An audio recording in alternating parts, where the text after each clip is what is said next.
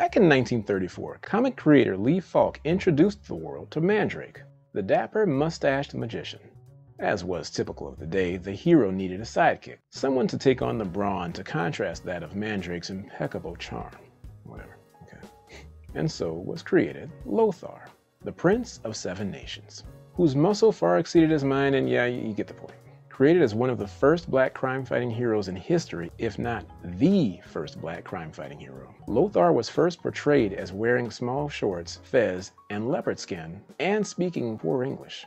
Which brings us to a low point in comic history and entertainment.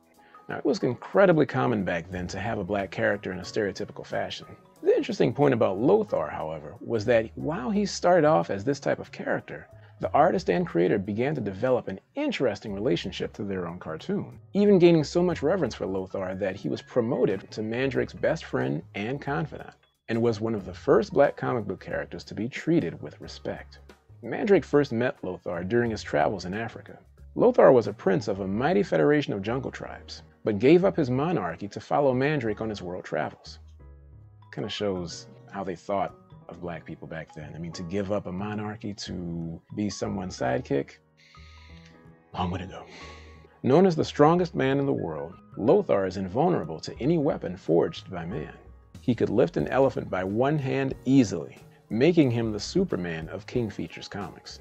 And it wasn't until Falk's retirement in 1965 when artist Fred Fredericks took over and modernized the character. Lothar and Mandrake are considered to be one of, if not the first, interracial comic book crime-fighting teams. I'm Story J, and that's your 2-minute black superhero history lesson.